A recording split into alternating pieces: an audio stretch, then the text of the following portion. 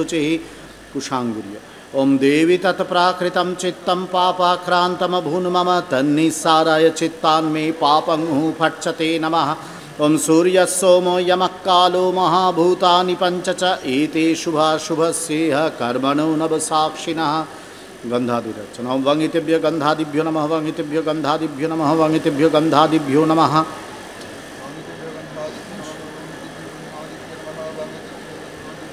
इति गन्धपुष्पे एतेभ्यो गन्धादिभ्यो नमः इति गन्धपुष्पे एतदधिपतये देवाय श्रीविष्णवे नमः एते गन्धपुष्पे तत्सम्प्रदानेभ्यो पूजनीय देवताभ्यो नमः एते गन्धपुष्पे ॐ ऐं श्रीगुरवे नमः एते गन्धपुष्पे ॐ गणेशादि पञ्चदेवताभ्यो नमः एते गन्धपुष्पे ॐ नारायणाय नमः एते गन्धपुष्पे ॐ ऐं वाणेश्वर शिवाय नमः एते गन्धपुष्पे ॐ ब्राह्मणेभ्यो नमः एते गन्धपुष्पे ॐ ऐं साङ्गाय सावरणाय सशक्तिकाय सपार्षदाय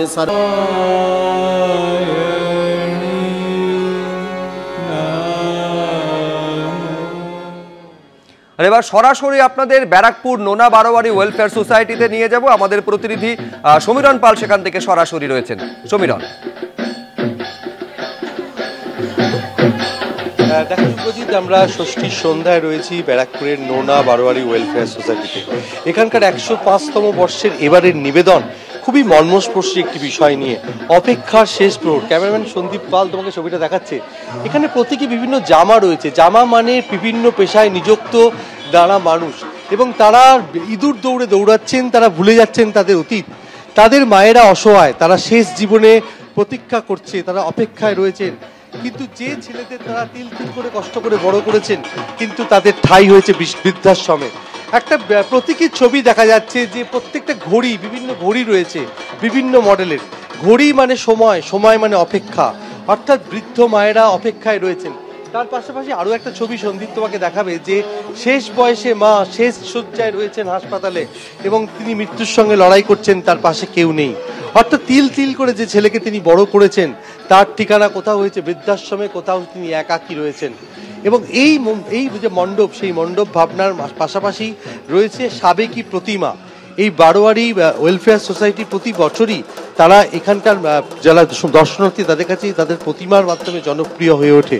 কেননা প্রত্যেকবার এই সাবেকি প্রতিমা দেখতে দূর দূরান্ত থেকে মানুষ আসেন, তারা ভিড় জমান। কথা বললেও উদ্যোক্তাদের সঙ্গে যে এই মণ্ডপ ভাবনার কারণ, দেখুন বর্তমান পরিস্থিতিতে দিনে দিনে আমরা যেহেতু সমাজসেবা রাজনীতি বলুন যার সাথে যুক্ত থাকি, সেই জায়গায় দাঁড়িয়ে আমরা সারা বছর বয়স্ক মায়েদের, বয়স্ক বাবাদের বৃদ্ধাশ্রমের সংখ্যা দিন দিন বেড়ে যাওয়া, অথচ দুর্গা মায়ের সময় মায়ের পুজো, কোথাও গিয়ে যেন মনে হচ্ছে সামাজিক একটা দায়িত্ববোধের কথা স্মরণ করতে চাইছেন উদ্যোক্তারা, এবং সেই কারণে অপেক্ষার শেষ প্রহর। আর সেটাই বিভিন্ন প্রতীকী চিত্র এবং সরঞ্জামের মাধ্যমে তুলে ধরা হয়েছে।